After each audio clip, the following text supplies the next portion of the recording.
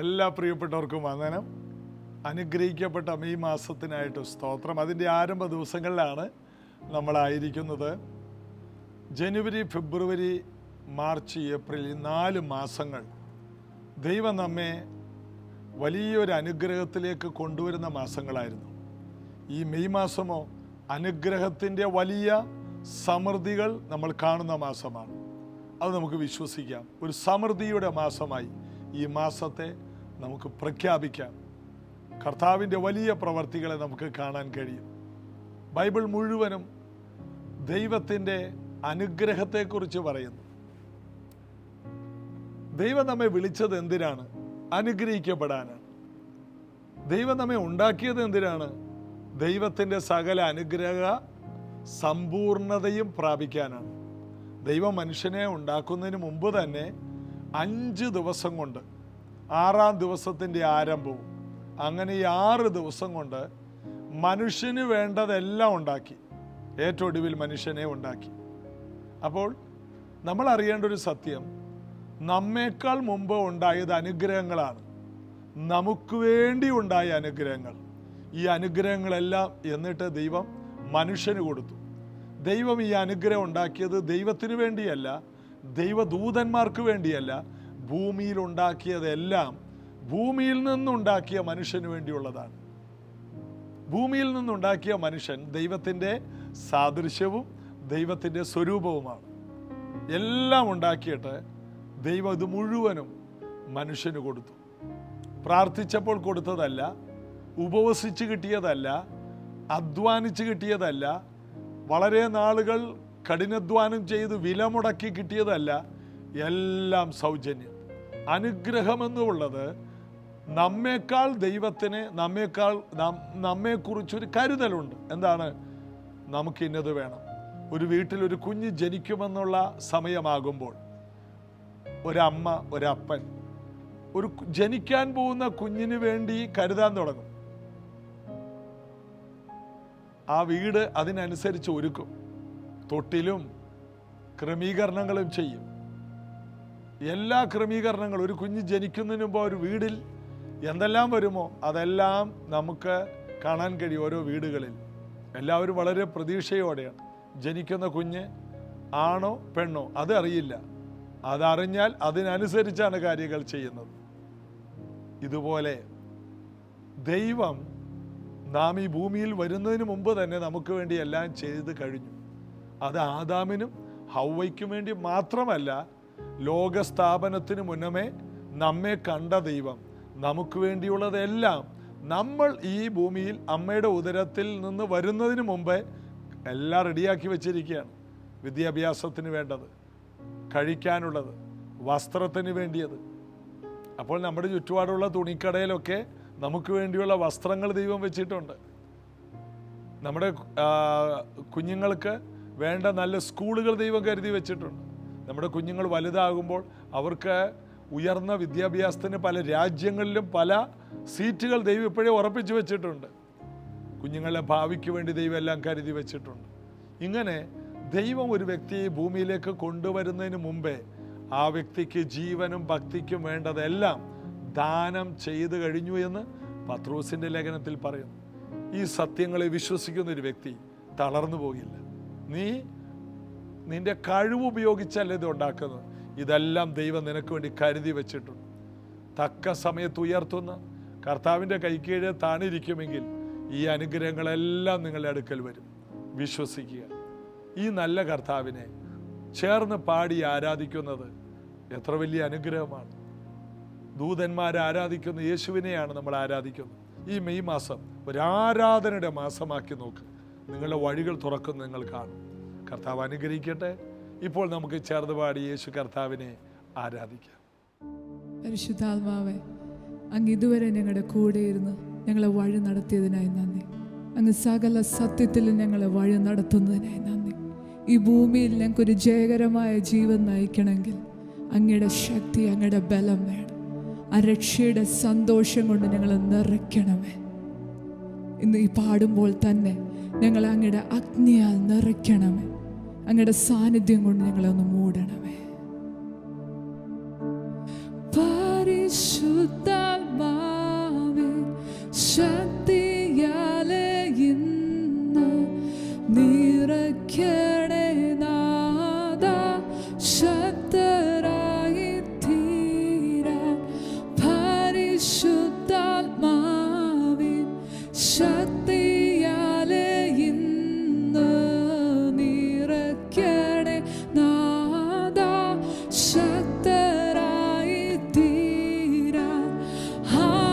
സന്തോഷം കൊണ്ടു നിറയ്ക്കണേ പ്രിയനെ. ആത്മചൈതന്യം എന്നിൽ പകരുക പരനെ. ജയത്തോടെ ജീവിതം ധരയിൽ ഞാൻ ചെയ്യുവാൻ. ജയത്തോടെ ജീവിതം ധരയിൽ ഞാൻ ചെയ്യുവാൻ. മായാമി ലോകം തരും സുഖമെല്ലാം മറന്നു ഞാൻ ഓടുവാൻ. തിരുരാജ്യ ചേരാൻ. മായാമി ലോകം തരും സുഖമെല്ലാം മറന്നു ഞാൻ ഓടുവാൻ. തിരുരാജ്യ ചേരാൻ. ആത്മസന്തോഷം കൊണ്ടു നിറയ്ക്കണേ പ്രിയനെ. ആത്മചൈതന്യം എന്നിൽ പകരുക പരനെ. ജയത്തോടെ ജീവിതം ധരയിൽ ഞാൻ ചെയ്യുവാൻ. ജയത്തോടെ ജീവിതം ധരയിൽ ഞാൻ ചെയ്യുവാൻ. കുശവന്റെ കയ്യിൽ കാളിമണ്ണു പോലെന്നെ പണിയുക പരനെ. തിരുഹിതം പോലെ കുശവന്റെ കയ്യിൽ കാളിമണ്ണു പോലെന്നെ പണിയുക പരനെ. തിരുഹിതം പോലെ ആത്മസന്തോഷം കൊണ്ടു നിറയ്ക്കണേ പ്രിയനെ. ആത്മചൈതന്യം എന്നിൽ പകരുക പരനെ. ജയത്തോടെ ജീവിതം ധരയിൽ ഞാൻ ചെയ്യുവാൻ. ജയത്തോടെ ജീവിതം ധരയിൽ ഞാൻ ആത്മസന്തോഷം. ആത്മസന്തോഷം കൊണ്ടു നിറയ്ക്കണേ പ്രിയനെ. ആത്മചൈതന്യം എന്നിൽ പകരുക പരനെ. ജയത്തോടെ ജീവിതം ധരയിൽ ഞാൻ ചെയ്യുവാൻ. ജയത്തോടെ ജീവിതം ധരയിൽ ഞാൻ ചെയ്യുവാൻ. എല്ലാ പ്രിയപ്പെട്ടവരോടും ഒരു വാർത്ത കൂടി, ഒരു സന്തോഷ വാർത്ത കൂടി പറയാൻ ഞാൻ വിട്ടുപോയി. 2 ആഴ്ചയായിട്ട് നമ്മുടെ കൂട്ടായ്മയിൽ ഒരു വലിയ ഉണർവ് നടക്കുന്നു. അതായത് പ്രൈസ് ജനറേഷൻ ചർച്ചിൻ്റെ മാളിക മുറിയിൽ നമ്മുടെ ഉപവാസ പ്രാർത്ഥനകൾ പകലിൽ നടക്കുന്ന മുറി, ആ മുറിക്ക് മാളിക മുറി എന്നാണ് പേരിട്ടത്. ഒരു 10-12 വർഷങ്ങൾക്ക് മുമ്പ് ആ മുറി പണിത സമയത്ത് അതിന് മാളിക മുറി എന്ന് പേരിട്ടു. ആ മുറിക്കകത്ത് 8 മണിക്കൂർ ആരാധന എല്ലാ ദിവസവും നടന്നുകൊണ്ടിരിക്കുകയാണ്. രാവിലെ ഒരു 9 മണിക്ക് ആരംഭിച്ചാൽ വൈകിട്ട് 5 മണി വരെ ആ പ്രാർത്ഥന ഇങ്ങനെ തുടരുകയാണ്. അതിൽ വന്ന ഒത്തിരി പേര് അഭിഷേകം പ്രാപിച്ചു, ഒത്തിരി പേര് ദൂതന്മാരെ കണ്ടു, പല കുഞ്ഞുങ്ങളും പ്രവചിച്ചു, വെളിപ്പാടുകളും ദർശനങ്ങളും കണ്ടു. കർത്താവിൻ്റെ വലിയ അനുഭവങ്ങൾ, ദൂതന്മാർ വന്ന് തൊടുന്നതും കർത്താവ് അടുത്ത് നിൽക്കുന്നതുമായ അനുഭവങ്ങൾ പലർക്കും ഉണ്ടായി. മറ്റു പലർക്കും അന്യഭാഷയിൽ പ്രാർത്ഥിക്കുമ്പോൾ അതിൻ്റെ മലയാളം ആയിട്ട് കേൾക്കാൻ തുടങ്ങി. ഒരാൾ അന്യഭാഷ പറയുമ്പോൾ അടുത്തയാളത് മലയാളമായിട്ട് കേൾക്കുന്നു. അതിൻ്റെ അർത്ഥം 1 കൊരിന്ത്യർ 12 പറയുന്ന കൃപാവരങ്ങളെല്ലാം തുറക്കാൻ തുടങ്ങി. ഈ ദിവസങ്ങളിൽ പരിശുദ്ധാത്മാവിൻ്റെ അടുത്ത അളവിലേക്ക് നമുക്ക് കയറാൻ ഒരു വലിയ അവസരം നമുക്ക് കിട്ടിയിരിക്കുകയാണ്. താല്പര്യമുള്ളവർ ആരാധിക്കാനും കർത്താവിൻ്റെ സാന്നിധ്യത്തിൽ ഇരിക്കാനും മനസ്സുള്ളവർ മാത്രമേ വരാവൂ. ദൈവത്തെ ഓർത്ത് ഇടക്ക് വന്നും പോയി നിൽക്കുന്നവർ വേണ്ട.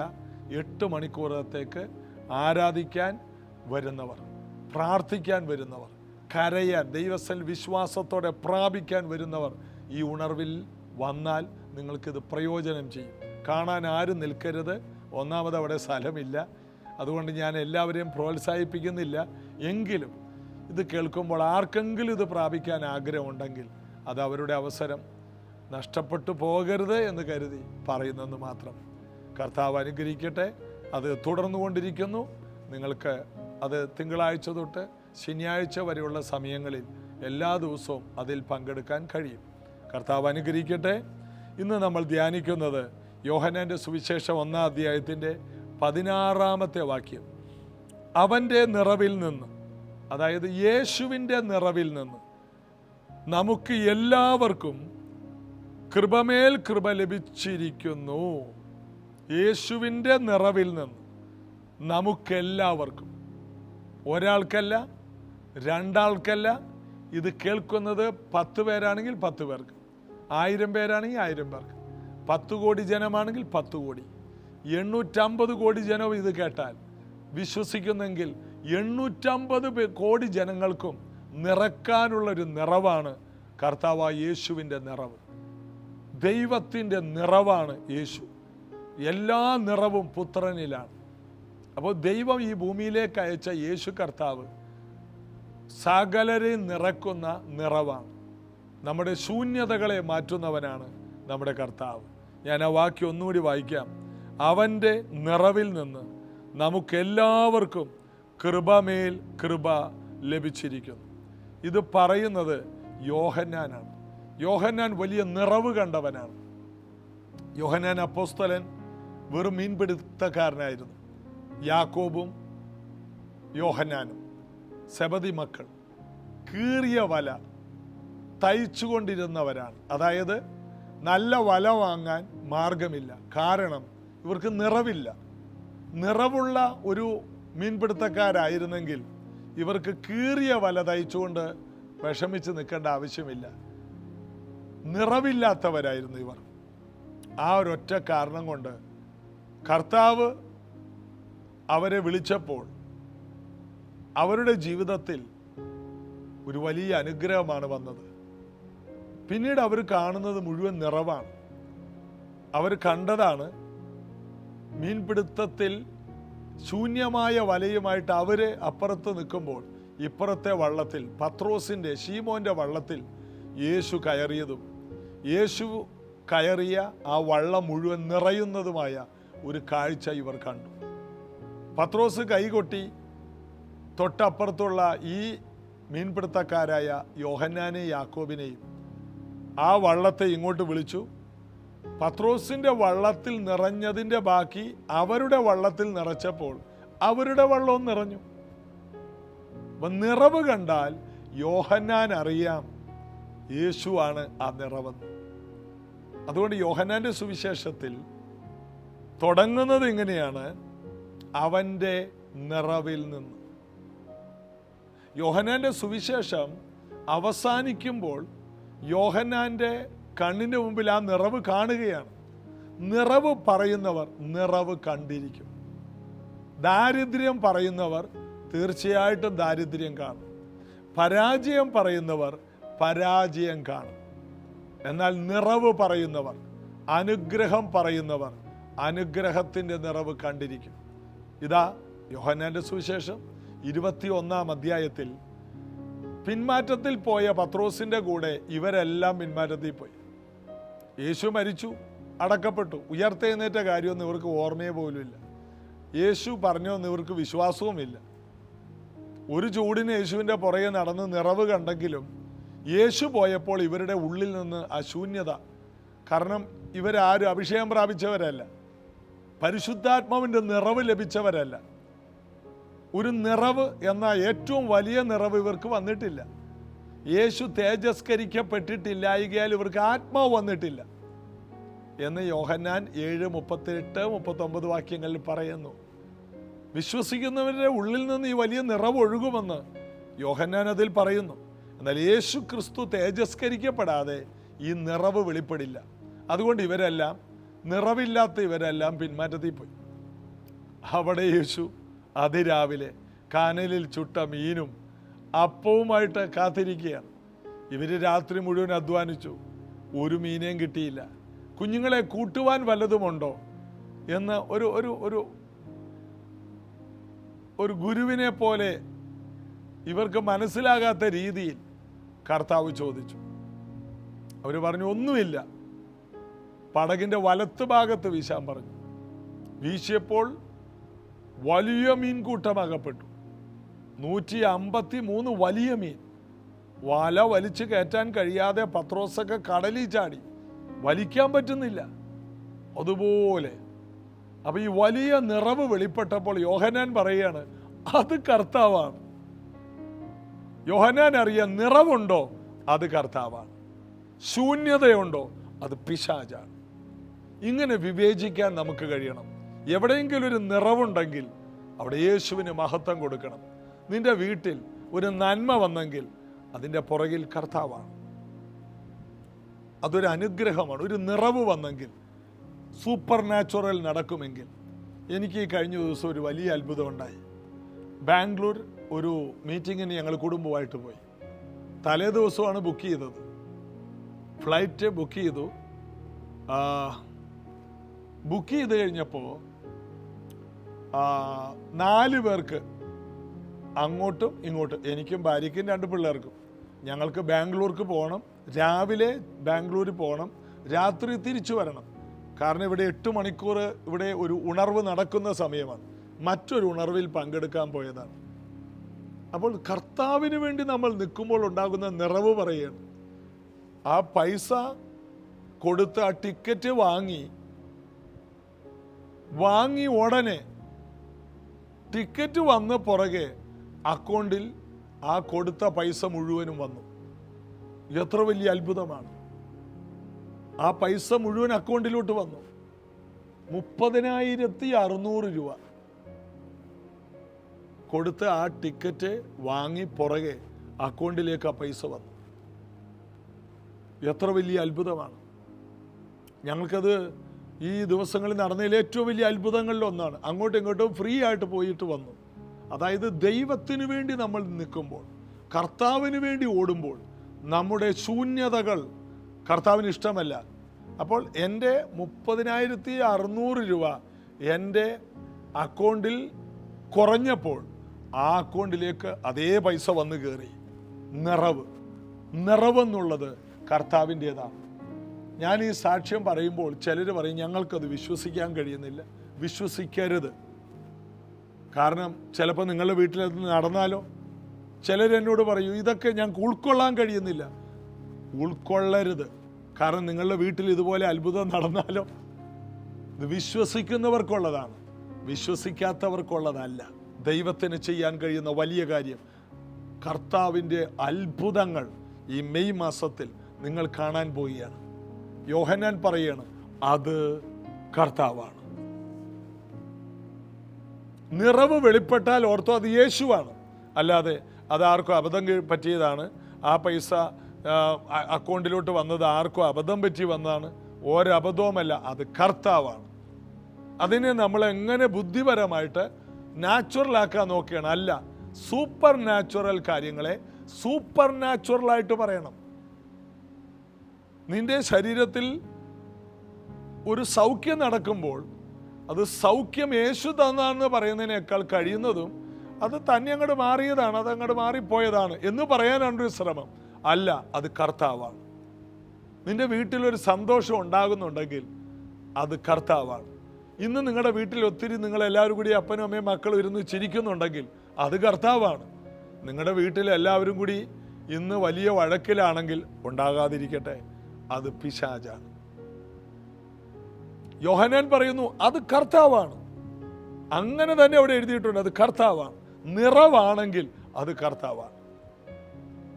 അതുകൊണ്ട് യോഹന്നാൻ തൻ്റെ സുവിശേഷത്തിൽ എഴുതിയിരിക്കുകയാണ് 2-ാം അധ്യായത്തിൽ, കാനാവിലെ കല്യാണ വീട്ടിൽ ഒരു വലിയ ശൂന്യതയുണ്ടായി. അവരുണ്ടാക്കിയ കരുതി വെച്ചിരുന്ന വീഞ്ഞ് തീർന്നുപോയി. യഹൂദന്മാർക്ക് കല്യാണത്തിന് ഏറ്റവും പ്രിയപ്പെട്ട സംഭവമാണ് നമ്മുടെ ബിരിയാണി പോലെ. ഏറ്റവും പ്രധാനപ്പെട്ട ഒന്ന് വീഞ്ഞാണ്. അവിടെ പെണ്ണ് കാണാൻ ചെല്ലുമ്പോൾ പെണ്ണ് കൊണ്ടുവന്ന് ചെറുക്കന് കൊടുക്കുന്ന വീഞ്ഞാണ്. വീഞ്ഞെന്ന് പറയുമ്പോൾ പെട്ടെന്ന് നമ്മൾ ഓർക്കും കുടിച്ച് ബോധം കെട്ട് വീഴുന്ന സംഭവം അല്ല. അവരുടെ പാനീയങ്ങളിലൊന്നാണ്. ലഹരി പാനീയമല്ല അത്, അവരുടെ പാനീയങ്ങളിലൊന്നാണ്. നമ്മുടെ വീടുകളിൽ ജ്യൂസ് ഉണ്ടാക്കൂലേ, വരുന്നവർക്ക് ജ്യൂസ് കൊടുക്കൂലേ, അതുപോലെ ആ നാട്ടിൽ മുന്തിരിയുടെ നാടാണ്. അതുകൊണ്ട് അവർക്ക് ധാരാളം മുന്തിരിച്ചാറുണ്ട്, അത് അവർ കെട്ടിവെക്കും. അപ്പോൾ പലരും പറയും യേശു വൈനുണ്ടാക്കി കുടിപ്പിച്ചു, അതുകൊണ്ട് നമുക്കും കുടിക്കാം. നമ്മുടെ നാട്ടിലെ പട്ടച്ചാരയത്തിൻ്റെ കഥയല്ലട്ടോ ഈ പറയുന്നത്. അപ്പോൾ യേശു ആ വീട്ടിൽ ചെന്നു. ആ വീട്ടിലെ പോരായ്മ മറിയക്ക് മനസ്സിലായി. മറിയക്കറിയാം ഈ വന്നിരിക്കുന്നവൻ സമൃദ്ധിയുടെ ഉടമസ്ഥനാണ്. സകലത്തെ ഉണ്ടാക്കിയവനാണ് എൻ്റെ ഉദരത്തിൽ വന്നത്. അവൻ്റെ രാജ്യത്തിന് അവസാനമില്ല, അവൻ്റെ സമൃദ്ധിക്ക് അവസാനമില്ല, അവൻ്റെ അനുഗ്രഹത്തിന് അവസാനമില്ല. ഗബ്രിയേൽ മാലാഖ ഇറങ്ങി വന്ന് മറിയയോട് പറഞ്ഞൊരു കാര്യം, അവൻ വലിയവനാകും, അവൻ്റെ രാജ്യത്തിന് അവസാനമുണ്ടാകത്തില്ല, ദാവീദിൻ്റെ സിംഹാസനത്തിൽ അവൻ എന്നേക്കും ഇരിക്കും. ദാവീദ് കുറച്ചിരുന്നുള്ളൂ, ദാവീദിന് ജനിച്ച മക്കൾ കുറച്ചിരുന്നുള്ളൂ. ദാവീദിൻ്റെ മകനായി വരുന്നവൻ്റെ രാജ്യത്തിന് അവസാനമില്ല, സമ്പത്തിന് അവസാനമില്ല, അനുഗ്രഹത്തിന് അവസാനമില്ല, ഭരണത്തിന് അവസാനമില്ല. അവൻ രാജാതിരാജാവാണ്. ഈ ഒരു ബോധ്യത്തിൽ മറിയ എന്ത് ചെയ്തെന്നറിയാമോ? നേരെ അവർക്ക് വീഞ്ഞില്ല, ഇല്ലായ്മ പറഞ്ഞു. എൻ്റെ സമയം ഇതുവരെ വന്നിട്ടില്ല എന്ന് യേശു പറഞ്ഞെങ്കിലും മറിയ അവിടെ നിൽക്കുന്ന വേലക്കാരോട് പറഞ്ഞു, അവനെന്തെങ്കിലും കൽപ്പിച്ചാൽ അങ്ങോട്ട് ചെയ്തേക്ക്. നിറവിൻ്റെ ഉടമസ്ഥനാണ് യേശു. യേശു ആ നിൽക്കുന്ന ശുശ്രൂഷക്കാരോട് പറഞ്ഞു, വെള്ളം കോരിയ ഭരണിയിൽ, കൽഭരണിയിൽ നിറക്കാൻ പറഞ്ഞു. മനുഷ്യരുടെ കാലെഴുകാൻ വെച്ചിരിക്കുന്ന ഭരണിയാണ്, വലിയ വലിയ ഭരണികളാണ്. അതിലൊന്നും ആരും വീഞ്ഞ് വെക്കൂല, കാരണം അത്രയും വീഞ്ഞൊന്നും മേടിക്കാനൊന്നും സാധാരണ വീട്ടുകാർക്കൊന്നും പറ്റില്ല. രാജാക്കന്മാർക്കൊക്കെ പറ്റും. ഒരു കൽഭരണി വീഞ്ഞു പോലും വാങ്ങാൻ പലർക്കും കഴിയില്ല. ഉള്ള വീഞ്ഞിനകത്ത് ഒക്കെ വെള്ളം കൂട്ടിയൊക്കെ ആയിരിക്കും അവർ കൊടുക്കുന്നത്. അപ്പോൾ മറിയ അവിടെ ചെന്നു എന്നൊക്കെ പറയുമ്പോൾ, മറിയയുടെ കസിൻ എന്നൊക്കെ പറയുമ്പോൾ വലിയ പൈസക്കാരൊന്നും അല്ല അവർ. മറിയയുടെ ഒരു ഫാമിലിയാണ്, അവരുടെ അടുത്ത ബന്ധുവാണ്. സാധാരണ കുടുംബങ്ങൾ, വലിയ രാജകീയ കുടുംബമൊന്നുമല്ല, ഒരു വളരെ താഴ്ന്ന ഒരു കുടുംബമാണ്. അവർക്ക് കൂടുതൽ വീഞ്ഞൊന്നും വാങ്ങി വലിയ കല്യാണവും നടത്താൻ പറ്റില്ല. എന്നാൽ യേശുവും ശിഷ്യന്മാരും അവിടെ വന്നു. യേശുവിനെയൊക്കെ കാണാൻ കുറേ പേരും അവിടെ വന്ന് കാണും. ഏതായാലും കണക്കൂട്ടിൽ തെറ്റിപ്പോയി. യേശുവിൻ്റെ പേരിൽ എന്തെങ്കിലും ആൾക്കാർ വന്നിട്ടുണ്ടെങ്കിൽ അതിനുള്ളതും കൂടി കർത്താവ് കരുതുവട്ടെ. കർത്താവ് ആർക്കും കടക്കാരനല്ല. യേശു പറഞ്ഞു, ആ കൽഭരണികളിൽ 6 കൽഭരണികളിൽ വെള്ളം കോരി നിറക്കാൻ പറഞ്ഞു. വക്കോളം നിറച്ചൊന്നു. അതായത് കർത്താവിന് എപ്പോഴും നിറഞ്ഞു കാണണം. നിന്റെ പേഴ്സ് നിറഞ്ഞ് കർത്താവിന് കാണണം. നിന്റെ ബാങ്ക് അക്കൗണ്ടിൽ നിറഞ്ഞ് കർത്താവിന് കാണണം. നിന്റെ വീട്ടിൽ ഭക്ഷണം നിറഞ്ഞ് കാണണം. നിന്റെ പോരായ്മകൾ നികത്താൻ കർത്താവ് ഇന്ന് ഇതൊക്കെ കേൾക്കാൻ കുറച്ച് പേര് ഇരിപ്പുണ്ട്. നിന്റെ ജീവിതത്തിൽ ഈ അത്ഭുതം കാണാൻ പോവുകയാണ്. അതിനുവേണ്ടിയാണ് ഇന്ന് രാവിലെ ഈ സന്ദേശം പലരും പ്രത്യേകം ഇരുന്ന് കേൾക്കുന്നത്. ശൂന്യത അനുഭവിക്കുന്നവർക്ക് ഈ മെസ്സേജ് നിങ്ങളൊന്ന് അയച്ചു കൊടുക്കണേ.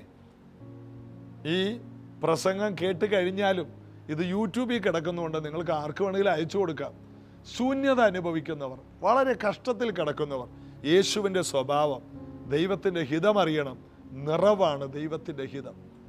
അറുക്കുക, മുടിക്കുക, കൊല്ലുക, ഇത് പിശാചിൻ്റെ പദ്ധതി. കർത്താവിൻ്റെ ഇഷ്ടം നിന്റെ ജീവിതം നിറയണം. അവൻ്റെ നിറവ്, ആ നിറവ് നിങ്ങൾ കാണാൻ പോവുകയാണ്.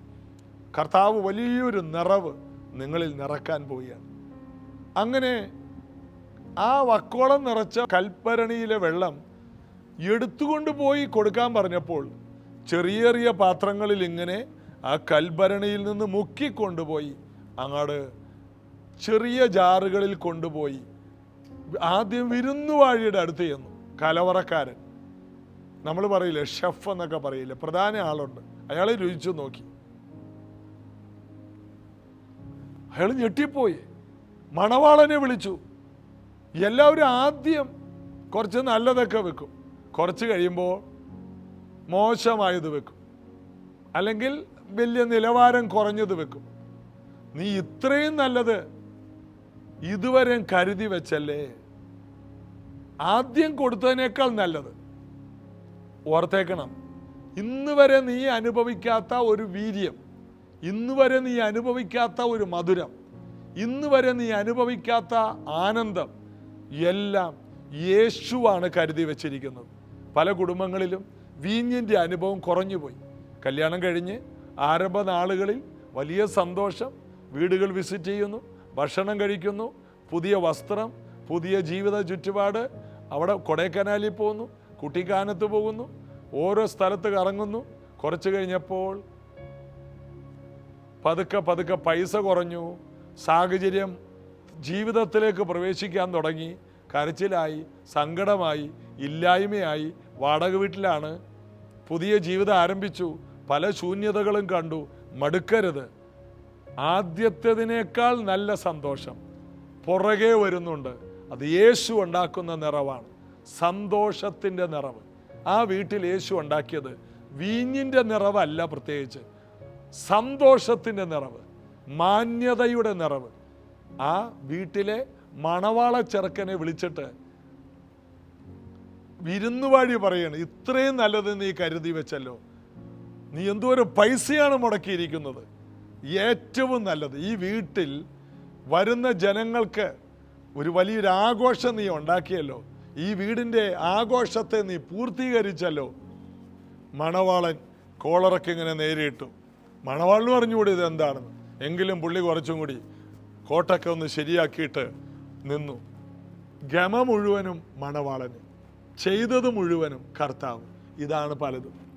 കർത്താവ് ചെയ്യും, എന്നിട്ട് കർത്താവ് അപ്രത്യക്ഷമാകും. ഗമ മുഴുവനും നമുക്ക്, മഹത്വം മുഴുവനും നമുക്ക്, മാന്യത മുഴുവനും നമുക്ക്. ഇതാണ് കർത്താവ്. നമുക്ക് മാന്യത തരികയാണ്. സമൂഹത്തിൽ തലകുനിക്കാൻ സാധ്യതയുള്ളിടത്തൊക്കെ നമുക്ക് മാന്യത ഉണ്ടാക്കി തരുന്ന യേശു കർത്താവ് എത്ര നല്ലവനാണ്.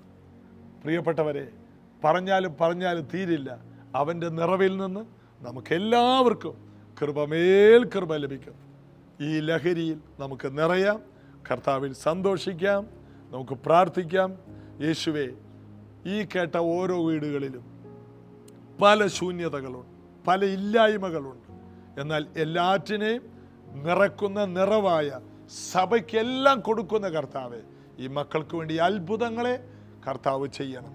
ശൂന്യതകൾ മാറട്ടെ, അവരുടെ പേഴ്സുകൾ നിറയട്ടെ, ബാങ്കിൽ പുതിയ നിറവുകൾ ഉണ്ടാകട്ടെ, വിദ്യാഭ്യാസത്തിന് വേണ്ടി വലിയ നിറവ് വെളിപ്പെടട്ടെ. ഭക്ഷണം, താമസം, വീട്, യാത്ര എല്ലാം കൂടി കൊണ്ടുപോകുമ്പോൾ എല്ലാം എങ്ങും എത്തുന്നില്ല. ജീവിതത്തിൻ്റെ രണ്ടറ്റം കൂട്ടിമുട്ടിക്കുവാൻ വളരെ ബന്ധപ്പെടുന്ന പ്രിയപ്പെട്ടവർക്ക് ചില നിറവുകളിലേക്ക് അവരെ നടത്തണമേ. വേണ്ടുവോളം ഇപ്പോൾ എനിക്കുണ്ട് എന്ന് പൗലോസ് ഫിലിപ്പിയർ 4 പറഞ്ഞതുപോലെ, വേണ്ടുവോളം ഉള്ളതുപോലെ ഒരു അഭിവൃദ്ധി ഈ മക്കൾക്ക് കൊടുക്കണമേ. അനുഗ്രഹിക്കുന്നു. സാമ്പത്തിക വഴികൾ തുറക്കട്ടെ. ഇവരുടെ നന്മകളെ ചോർത്തിക്കളയുന്ന പിശാചിൻ്റെ പ്രവർത്തികളെ ഞാൻ ബന്ധിക്കുന്നു. ആരോഗ്യ നിറവുണ്ടാകട്ടെ, രോഗസൗഖ്യങ്ങൾ നടക്കട്ടെ, സന്തോഷത്തിൻ്റെ നിറവുണ്ടാകട്ടെ, സമാധാന നദിയായി ഇവരുടെ വീട് മാറട്ടെ. അനുഗ്രഹിക്കുന്നു യേശുവിൻ നാമത്തിൽ പിതാവേ, ആമേൻ. നിങ്ങൾ ഈ കേൾക്കുന്ന സന്ദേശങ്ങളൊന്നും വെറൊരു പഠനമല്ല, ഇതൊരു പരിശുദ്ധാത്മാവിൻ്റെ ഓവർഫ്ലോയാണ്. നിങ്ങൾ ഈ കേൾക്കുന്നതെല്ലാം പ്രവചനങ്ങളാണ്. ഇത് സ്വീകരിക്കുന്ന നിങ്ങളിലേക്കും നിങ്ങളുടെ വീട്ടിലേക്കും ഇത് കടന്നു വരും. നാളെ ഇതേ സമയത്ത് കാണാം. ജീസസ് എവരിഡേ എന്ന ഈ പ്രാർത്ഥന നിങ്ങൾ കാണണം, ഇതിൻ്റെ ഒരു പങ്കാളിയാകണം. സാമ്പത്തികമായ ഒരു കൈത്താങ്ങൽ നിങ്ങൾക്ക് കഴിയുന്നത് ഈ മിനിസ്ട്രിക്ക് വേണ്ടി നിങ്ങൾ സ്പോൺസർ ചെയ്യണം. അത് നിങ്ങൾക്ക് വലിയ അനുഗ്രഹമാകും. വലിയൊരു നിറവിലേക്ക് ദൈവം നിങ്ങളെ കൊണ്ടുവരും. അതുകൊണ്ടാണ് ദൈവം നമ്മെ തമ്മിൽ കണക്ട് ചെയ്തത്. മറ്റുള്ളവർക്ക് ഈ വീഡിയോ ഷെയർ ചെയ്യുക. നമുക്ക് ഈ മിനിസ്ട്രിയെ കർത്താവിന് വേണ്ടി അവ വർദ്ധിപ്പിച്ചെടുക്കാം. God bless you.